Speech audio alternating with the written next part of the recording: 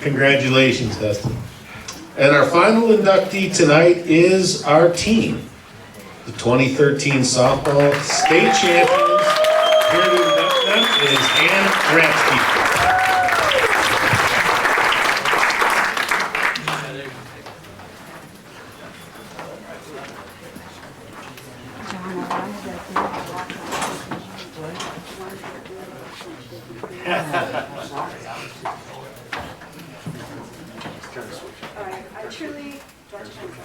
I truly don't feel worthy to be up here tonight.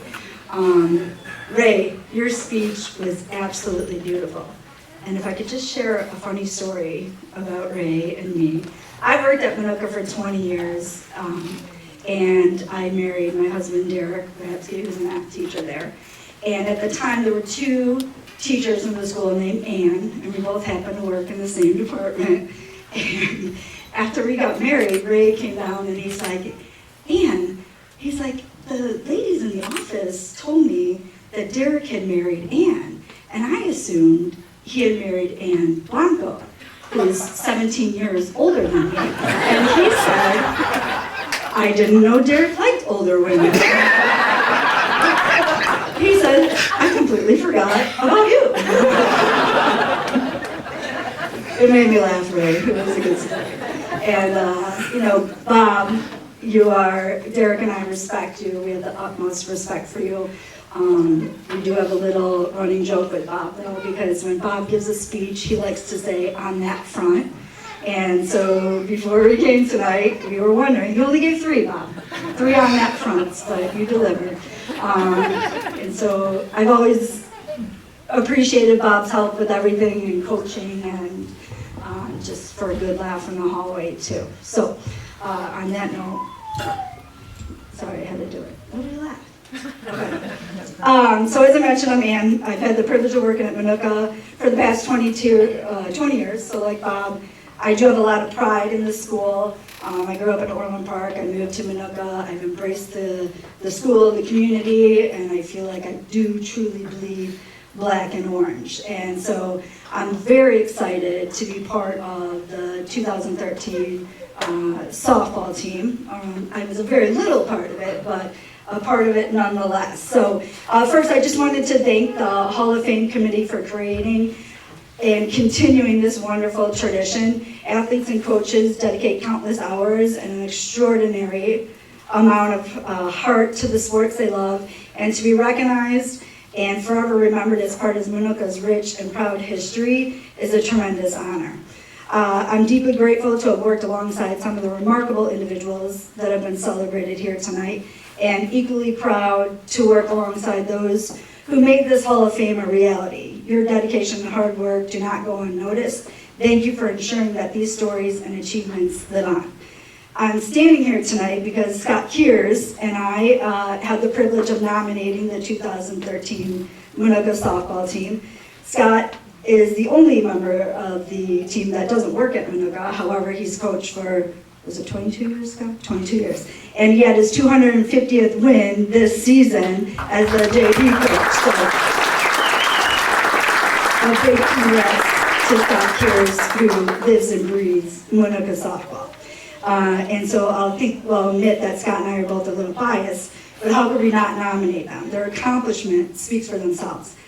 This incredible group became only the second team in Minooka's history to capture the state title, and notably the first girls team to do so. So to give a little context about the program, during that time when we won state, Mark, Amy, Scott, Tracy, and myself have been coaching for over 7 years. And our tradition was that when the lower levels finished their seasons, those coaches moved up to join the varsity staff. It's a practice that I think Amy initiated, and it builds unity and consistency within that program, which proved to be successful.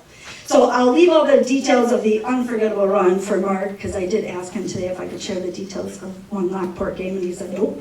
So I said, I'll say this. Scott, Tracy, and I were fortunate to experience what I like to call the fun part of the season, the postseason. So this was my final year coaching. I was pregnant with my first son at the time, and I knew that going in. And I remember my husband and I, we were driving on 355, and he said, why don't you just retire now? And I said, I can't. I said, I just have a feeling about this group. They were phenomenal. I coached some of them at the freshman and JV level, and there's a dynamic about them where you just knew, well, I knew, that I couldn't walk away then. They were relentless, focused, and full of heart. You could sense that they were about to do something extraordinary, which they did. So looking back to 12 years ago, I was grateful that the girls all welcomed us and allowed us to be part of their epic journey.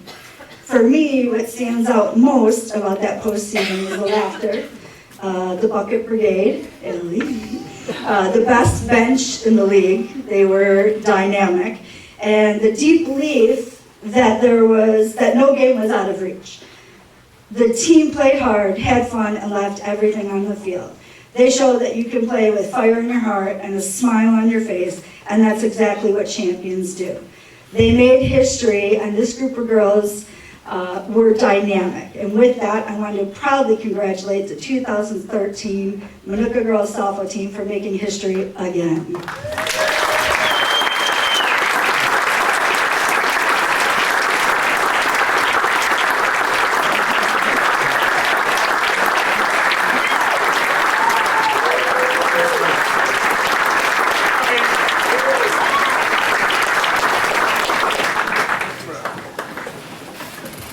Oh man, what a group to follow.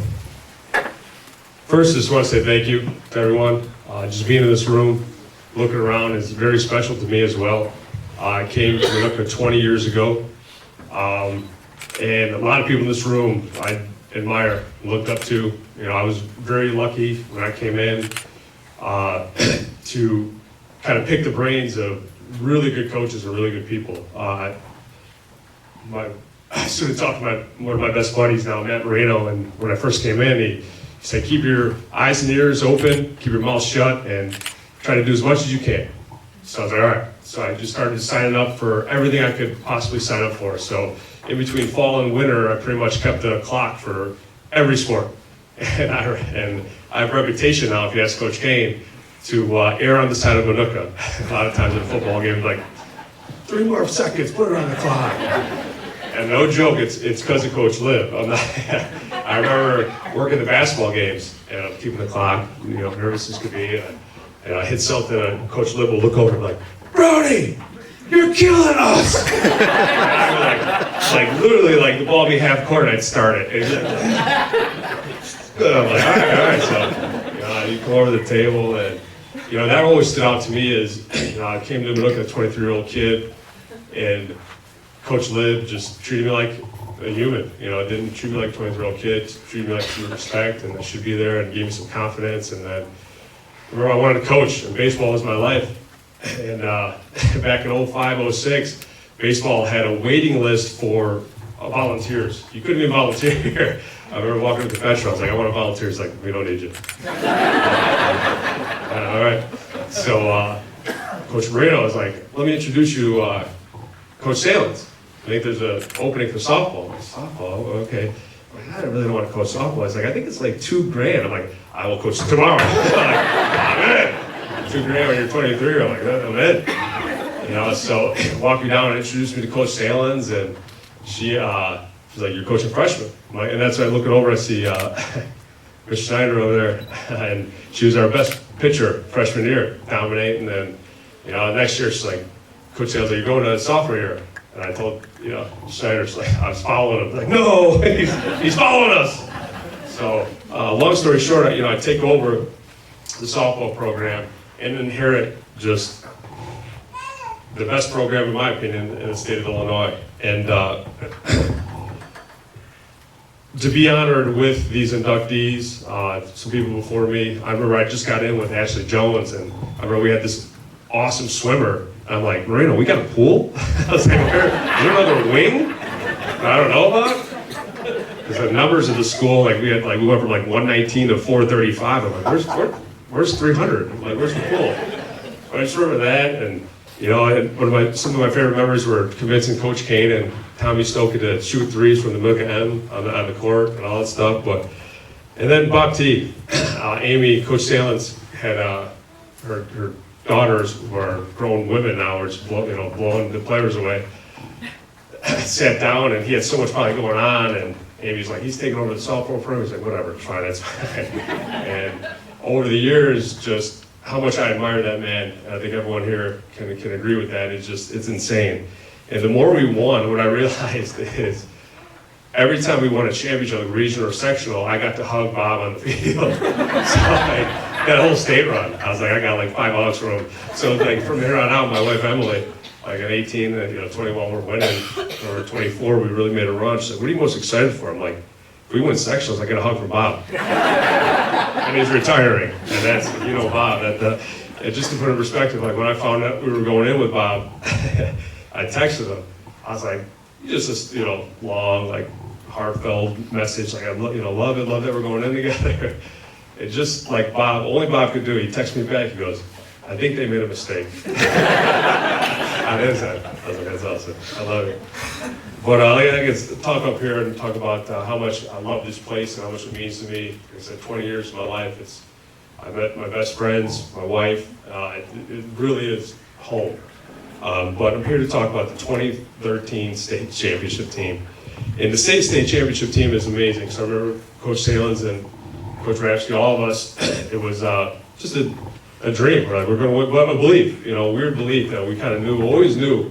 Like, and I remember Coach Liv said about Coach Rudiger. I remember when they were on their run, they had a shirt that just said believe. And in the middle had the trophy, the state trophy. I just was like, what a, Occam's razor, the simplest solution is the best. Like, just believe, have a belief. Start with a belief. And we started with a belief and just kept growing. And you need horses.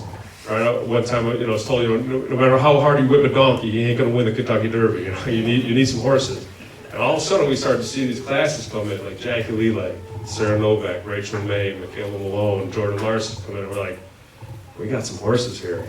We started to see the writing on the wall. And to understand the 2013 team, you got to go back a year and look at the 2012 team. And a lot of people, if you don't know softball, it seems like we came out of nowhere. Minooka came and won the state championship, and it's not true. Like, we were knocking on the door for a while. Lindsay Doyle's class in 29, 2010, we were right there, and we were losing 1-0 to Normal West and Normal, like these teams that were just the standard. And we were right there, and I truly believe that. It's like when you're a really good program and a really good team, you're knocking on the door, and you get kind of knocked down a little bit, and that tests your mettle a little bit. And I remember just 2012, we were like, let's go. We finished the season 28-6.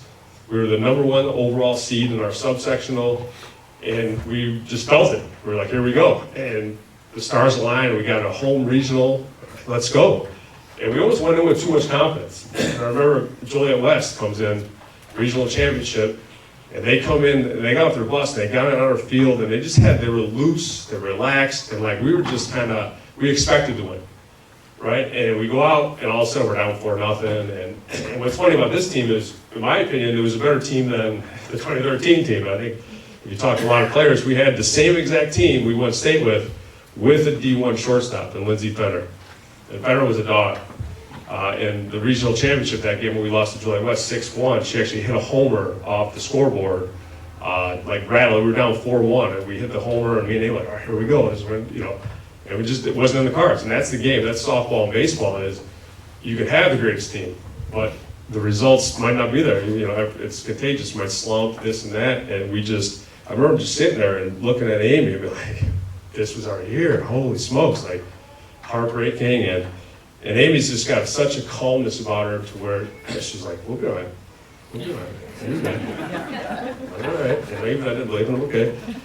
So I remember going into the next year, I was like, we can't have that happen again. We can't have this inflated. We checked a lot of boxes in 2012. We won conference.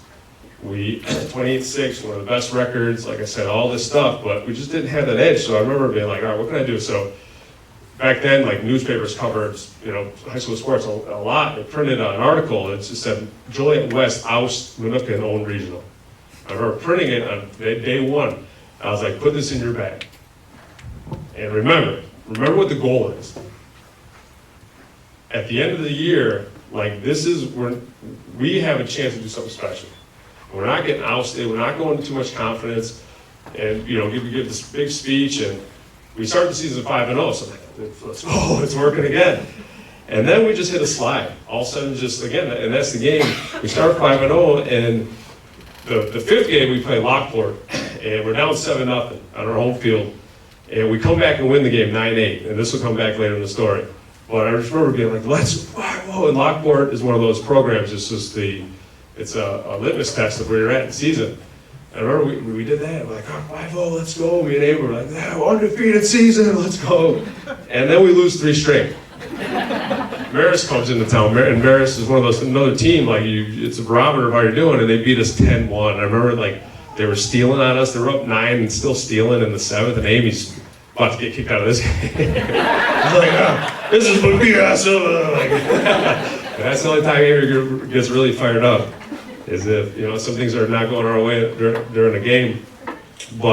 And then the next game, we lose Plainfield Central 1-0, and that was our goal. It's like Plainfield Central back then was it.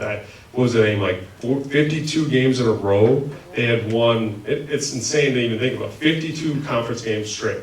They didn't lose a game until we took it to them in one conference. But even that year, we're like, all right, let's get them again. They beat us 1-0, and we're like, oh. And we just knew what we had, but it wasn't. We weren't cooking with oil yet, you know what I mean? It just we're slow, and I remember we lost, I think it was like 2-1 to Plainfield East, and like the mortar was just drying on Plainfield East. I think they were like sophomores, like the school had just been built, and we lost.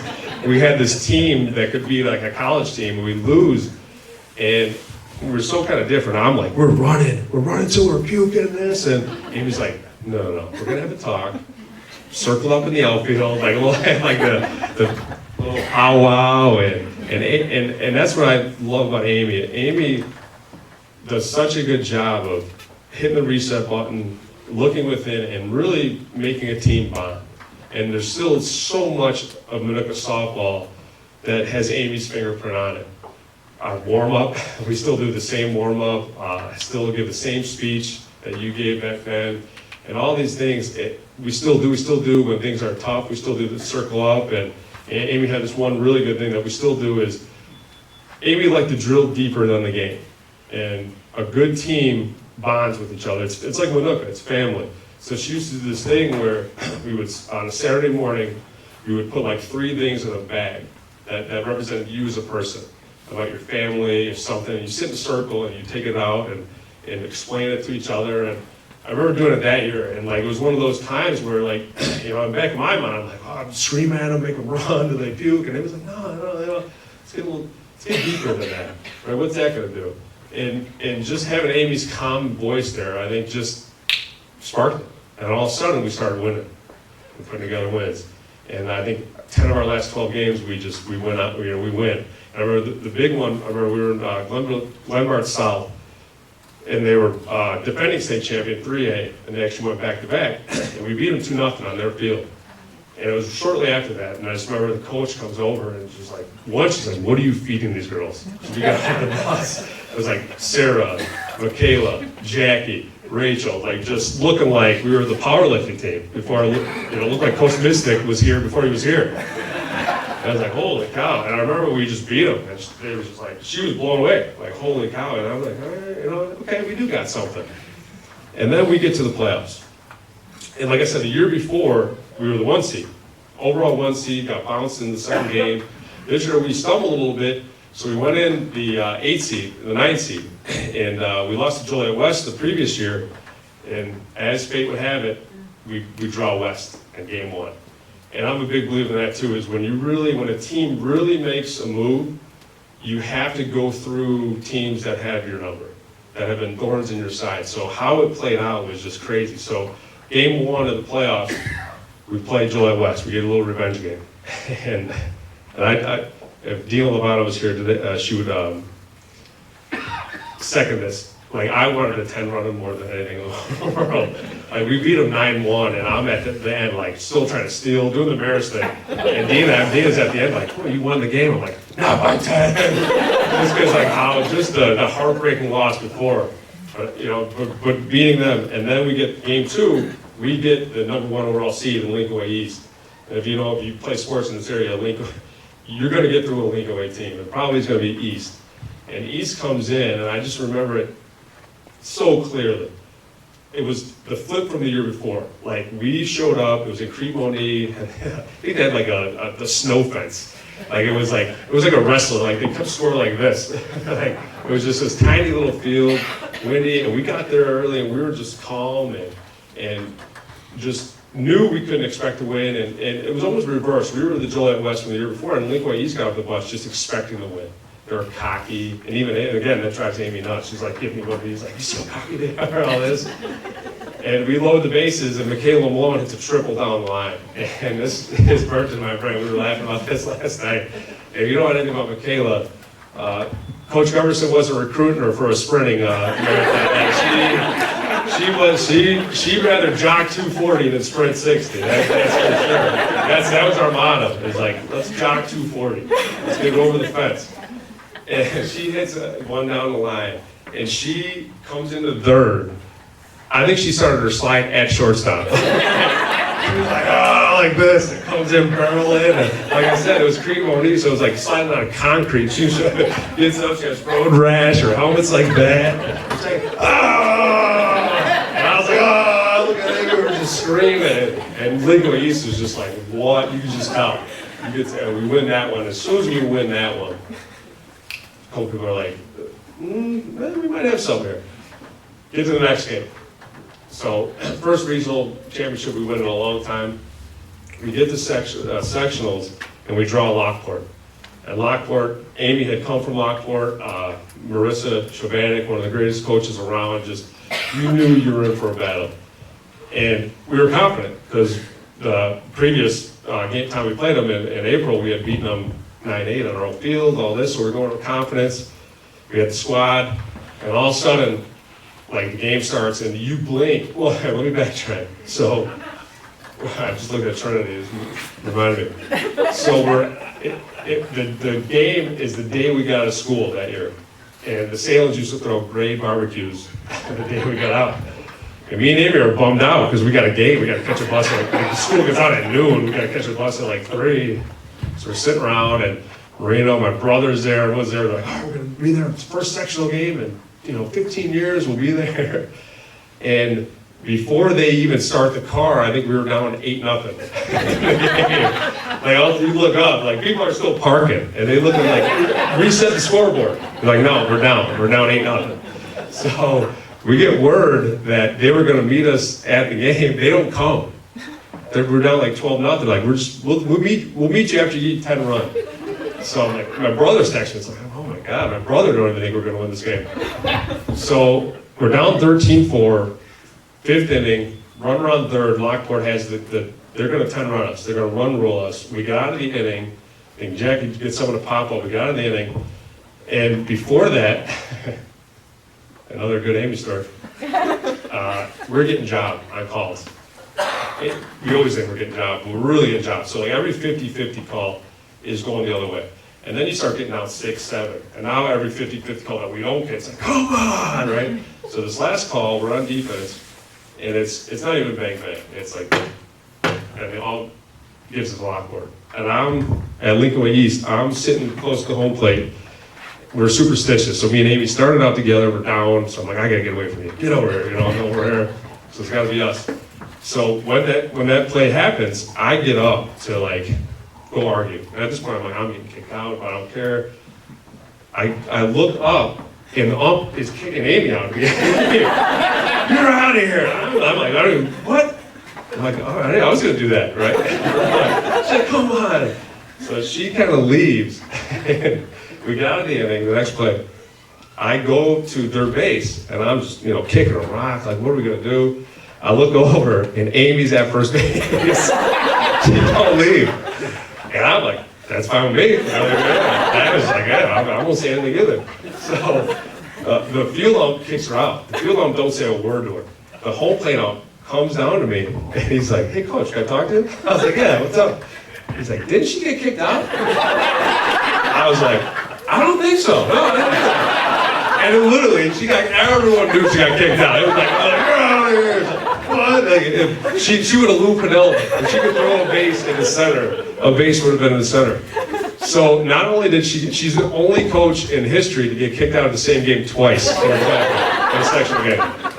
So, but right there, if that doesn't happen, we get 10 run and we walk off, and it's a different parallel story. She gets kicked out, and the girls just are like, Jackie's always business. She's, you know, putting her batting gloves on, and I remember, like I said, you know, flashbulb memories like this just get burned in your brain. I remember Lockport travels so well, and when they're winning, they're ruthless. Almost like Minooka. I love it, right? When you're winning, and I remember Jordan Larson, our center fielder, their baseball team was from left center to right center. All the boys just lined up, heckling the you-know-what out of it. And I'm feeling like, and we're down 13-4, and like I said, I'm looking for something. So she comes to the dugout, I'm like, Jordan, you want me to get those guys kicked out? Dude, just to do something. And I'll never forget it. She looked at me and goes, leave them there. She said something a little more colorful. If you don't like it, you know what she said. I was like, okay. So we get 2 on. She hits a 3-run homer.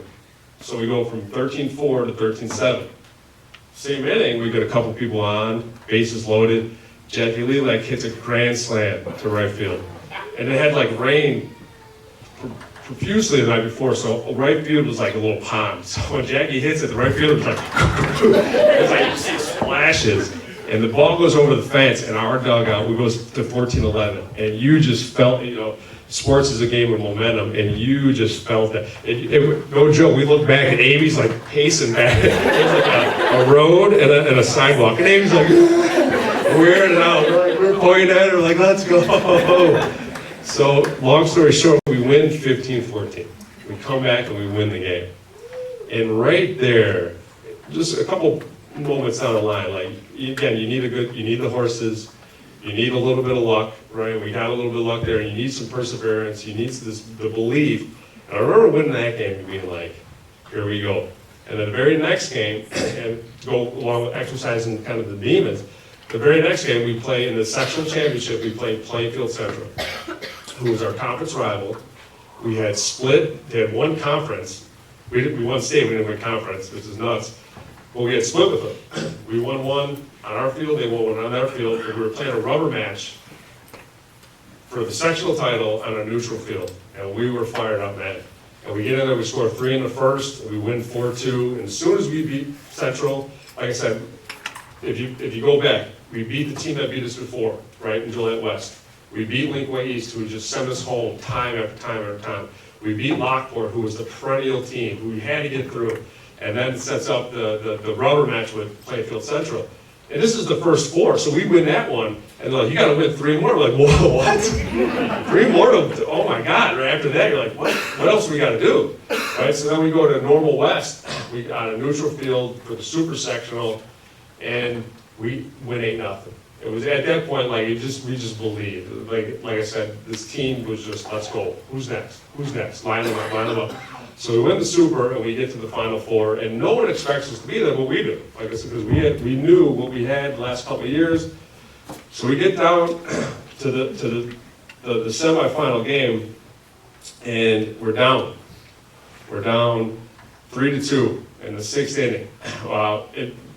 This is a common theme in the final 2. We scored 2 in the first inning, got out, got confident, and kind of gave it right back. So Yorkville scores 2 in the bottom of the first. They score another one in the bottom of the second. They're up 3-2, and it's just a struggle, right? The Final 4 teams, good pitching duel, and then we get 2 on in the 6th, and Jordan Larson hits a 3-run homer to get it going. And I just remember the dugout going nuts, and I think Ann referenced that, and not a lot of people know this. There's a Minooka rule. So there's a rule in IHSA softball that you cannot make artificial noise in the dugout, and it's because of us. Because we had buckets. So Jordan and Bags would have, literally the bucket boys. Remember? We didn't have drumsticks, I think it was just bats. And just banging on these buckets, and the ump calls me over, hey, they gotta stop that. All right, no more buckets. So they go to the ceiling. So he calls me back over, he's like, I didn't mean knock on something else. Like, you just gotta, so no matter what we took away, they would stop. And after that year, it's legit. You can't have so I call it the Jordan Larson and Allie Bagley rule. Like, if you make noise in the dugout artificially, they're like, you're done. So the dugout was just so wild that everyone had a role. And everyone, there was a piece, like we had, Bernsey was dancing, Jordan was the comic relief. And I have to tell this one story, you guys won't really get a kick out of it, but the players will. I remember just going into the playoffs and just trying to keep it serious a little bit. And we're taking infield, we have a bucket of balls by home plate, and the outfielders are the runners. And Jordan's running, she's here. It's like me, Jordan, our catcher, Kelsey Smith.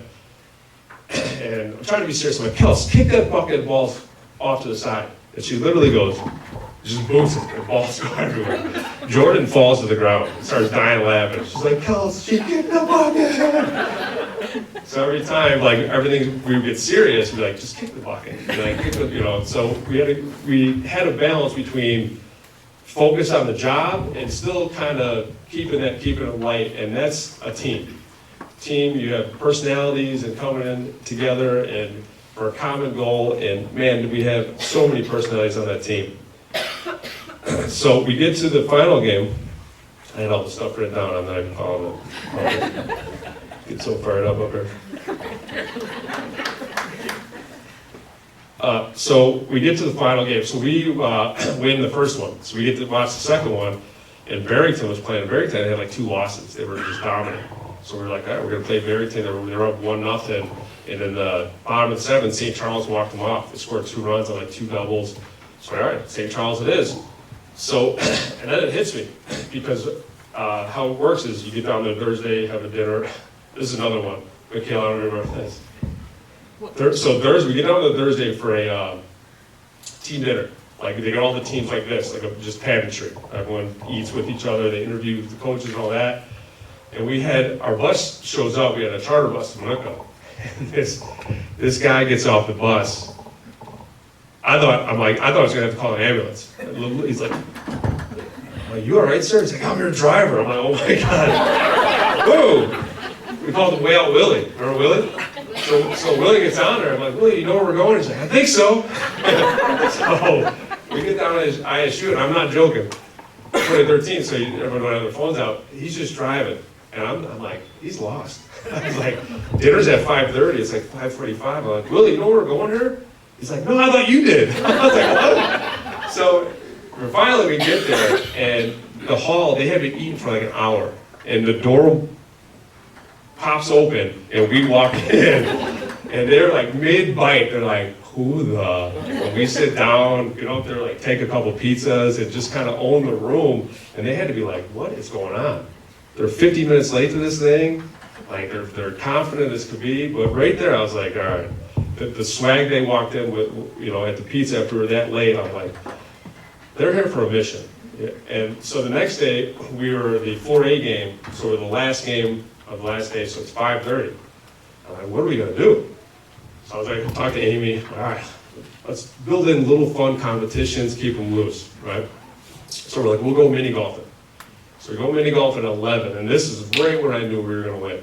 Is 11 o'clock, our game's not till 5:30. We get to the mini golf, I look up, and about 6 of our starters are in full gear, full uniform, with like golf clubs, like let's go, like socks up. Like I think Sarah had batting gloves on. I'm like, Sarah, you don't need those. Like we're ready. And I looked at Amy, and we're like, holy cow. We had to keep away from the batting cages over there. No swings. And just another one, personal, just a little fit, couple of months before, in March, I had lost my grandma. My grandma passed away that year, and her and I were like this. And at her funeral, we were taking her to her gravesite, and Amazing Grace was playing. And I remember like hole 3 or 4 at mini golf, they were playing Casey Kasem's, like top 50 hits. I remember my mom loved Casey Kasem. And I remember Amazing Grace came on. It was like song 21. And I was putting, and I looked up, and my mom looked at me, and like it was like one of those. And like looking around and seeing all the starters in their uniforms, I was like, St. Charles is in trouble. They're in trouble, I didn't even know it.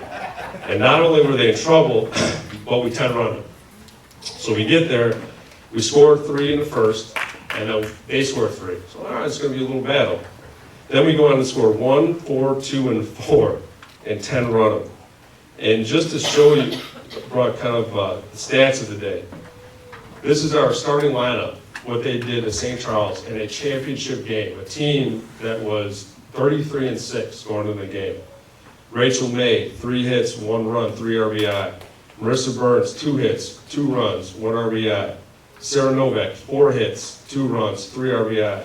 Kelsey Smith, 2 hits, 2 RBI. Jackie Lelek, 2 hits, 1 run, 1 RBI. Michaela Malone, 2 hits, 1 RBI. Kelly Holstein, 1 hit, 2 runs, 2 RBI. Jordan Larson, 3 hits, 3 runs, 1 RBI, 2 RBI, sorry.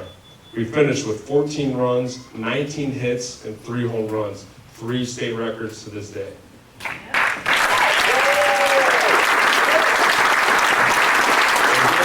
We picked us last night of the game, but just to put in perspective, Jordan Larson decided we weren't going to lose that weekend.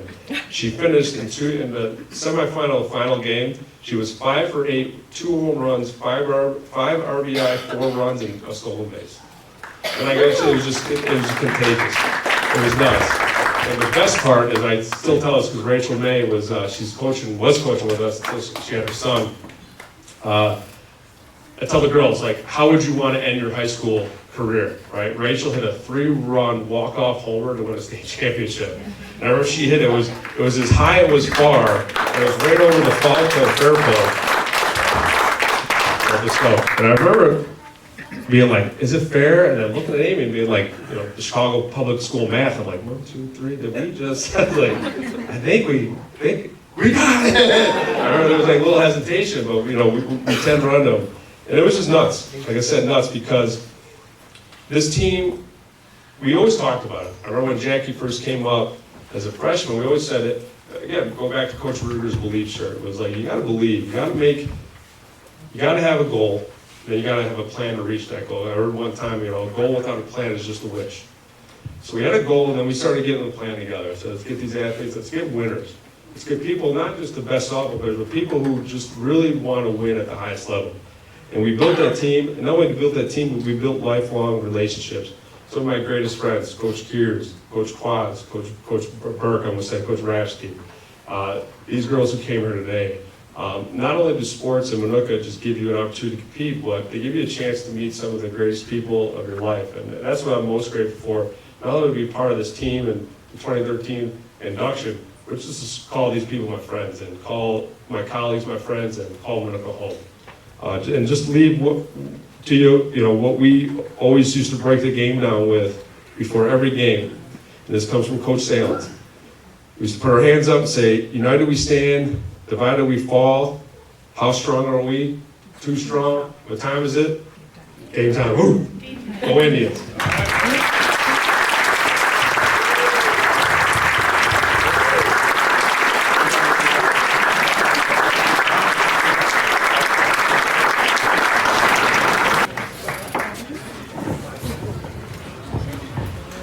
Well, the class of 2025 for the Minooka Community High School Athletic Hall of Fame is now inducted.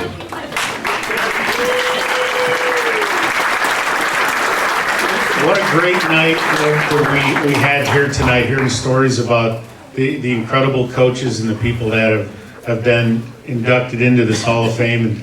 And as we opened tonight, we said, how many of them are going to say that they're not worthy? Well, we all know that they are. Just hearing the stories is truly amazing. And I know leaving here tonight, Minooka Athletics is in a great place. Minooka High School is in a great place. It's a great time to be an Indian. On behalf of everybody involved with the Hall of Fame, the committees, thank you for letting me be a small part of it.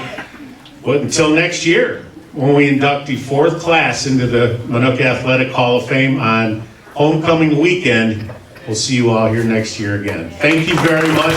Drive safely and good night.